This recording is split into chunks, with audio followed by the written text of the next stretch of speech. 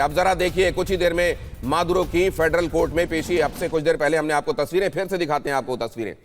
यहां न्यूयॉर्क में federal court में पेशी के लिए ले जाया जा रहा है। मादुरो को जहां अरेस्ट करके रखा गया था वहां से कोर्ट ले जाया जा रहा है।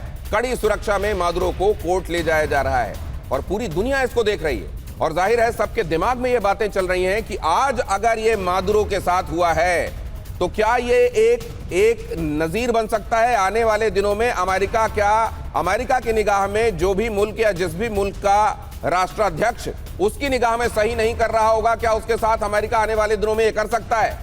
और क्या ये अमेरिका के लिए न्यू नॉर्मल हो जाएगा? क्या जाहिर है दुनिया ऐसा नहीं चाहेगी। अगर दुनिया ऐसा नहीं चाहेगी तो क्या इसके लिए प्रतिकार भी दुनिया में देखने को मिलेगा? इस समय वो तस्वीरें आप देख रहे हैं निकोलस मादुरो को न्यूयॉर्क में। पहले आप किसी राष्ट्रपति को पकड़ के अपने देश ले आए तो फिर दुनिया में प्रत्यर्पण संधियों की जरूरत क्या है? कहीं भी जाएं, आपकी निगाह में जो आपका अपराधी है उसको पकड़े ले आएं और उसको आपके हिसाब से जो सही हो वो उस तरह का व्यवहार उसके साथ किया जाए। फिर ऐसे में अंतर्राष्ट्रीय नियम कानून कहां जाएंगे? और अंतर्राष्ट्रीय नियम कानूनों की धज्जियां अगर अमेरिका उड़ा रहा है और कल चाइना और नॉर्थ कोरिया मान लीजिए इसी विषय में सोच लेते हैं कि ठीक है अगर ऐसा ही है तो चलो फिर हम भी इसमें कूदते हैं, तो पूरी दुनिया क्या होगी? क्या पूरी दुनिया जंग का मैदान नहीं बन जाएगी?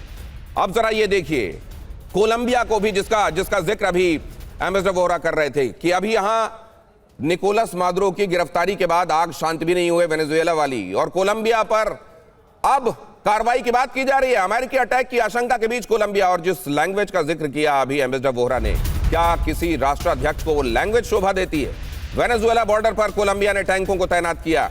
कोलंबिया के सैनिकों की वेनेजुएला बॉर्डर पर तैनाती। कोलंबिया के राष्ट्रपति ने जंगी तनाव बढ़ने का खतरा जताया। ट्रंप ने दी थी कोलंबिया पर हमले की धमकी। अब कोलंबिया को यह लग रहा है कि वेनेजुएला के जरिए यहां पर अमेरिका अपनी कार्रवाई कर सकता है, लिहाजा उसने भी तैयारियां करनी शुरू कर दी हैं। यह बात भी ठीक है कि पूरी दुनिया में ड्रग के लिए कोलंबिया सबसे ज्यादा बदनाम है, और अगर ड्रग कार्टेल का बहाना करके ही ट्रंप ने वेनेजुएला पर यह कार्रवाई की है तो बेशक उनका असली मामला वहां के तेल के भंडारों पर कब्जा करना है, लेकिन दुनिया को यह दिखाना चाहेंगे कि अगर हमने ड्रग के छोटे खिलाड़ी पर कार्रवाई की तो उससे बड़ा खिलाड़ी जो है उसको भी छोड़ा नहीं। तो क्या कोलंबिया पर खतरे की तलवार अब लटक रही है? और अगर ऐसा ही है तो क्या ये थ्रेट परसेप्शन बाकी दुनिया के लिए भी हो जाएगा? क्या चाइना, क्या नॉर्थ कोरिया, क्या रशिया भी इसको बढ़ते हुए थ्रेट परसेप्शन के तौर पर देखेंगे और फिर क्या इससे वर्ल्ड वॉर छिड़ सकता है? ये हमारा सवाल है। लेकिन फिलहाल ये खबर देख लीजिए, कोलंबिया में शुरू बड़ी जंग की तैयारी।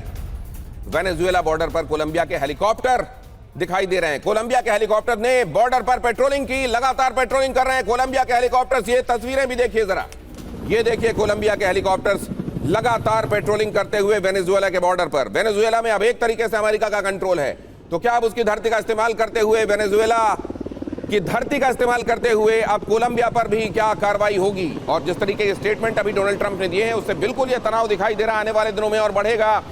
उधर आप जानते हैं ना तो कोविड के बाद अभी दुनिया पूरी तरह संभली है, ना रशिया यूक्रेन युद्ध जो अब 4 साल का होने वाला है वो खत्म होता हुआ दिखाई दे रहा है, और दुनिया में ऑलरेडी इन टेंशंस के बीच में ये टेंशंस और ला दी जा रही हैं। तो फिर होने क्या वाला है? क्या यहीं से वो वॉल्केनो फूटेगा जिसे हम वर्ल्ड वॉर का नाम देते हैं?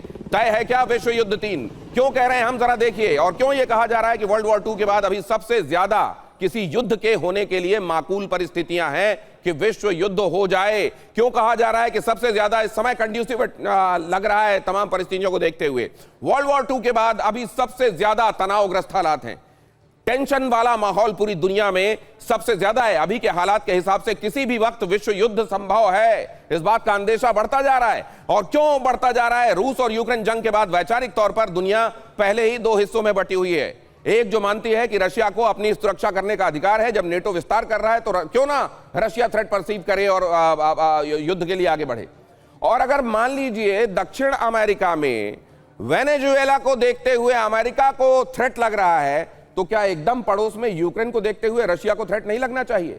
इनको जो लग रहा है वो सही और जो रशिया को लग रहा है वो गलत। अब जरा देखिए वेनेजुएला मामले में दुनिया की खेमेबंदी को अब ये और बढ़ा दिया है। पहले से जो ये खेमेबंदी थी, ये खेमेबंदी और ज्यादा बढ़ गई है। गाजा, ईरान और कतर के बाद मुस्लिम दुनिया में भी एक खास तरीके का अंदेशा है जो सिमर कर रहा है, पनप रहा है, खत बधा रहा है।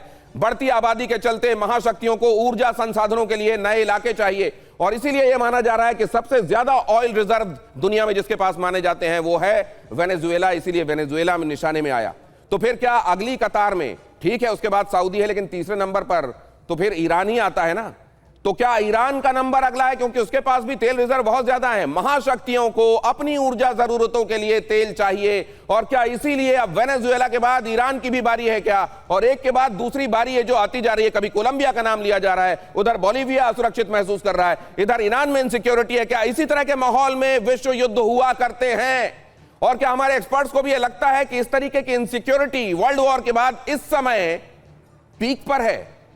कोमोडोर काले जी, इस समय जो डेफिनेटली जो इनसिक्योरिटी है वो पीक पर है, इसमें कोई शक नहीं है।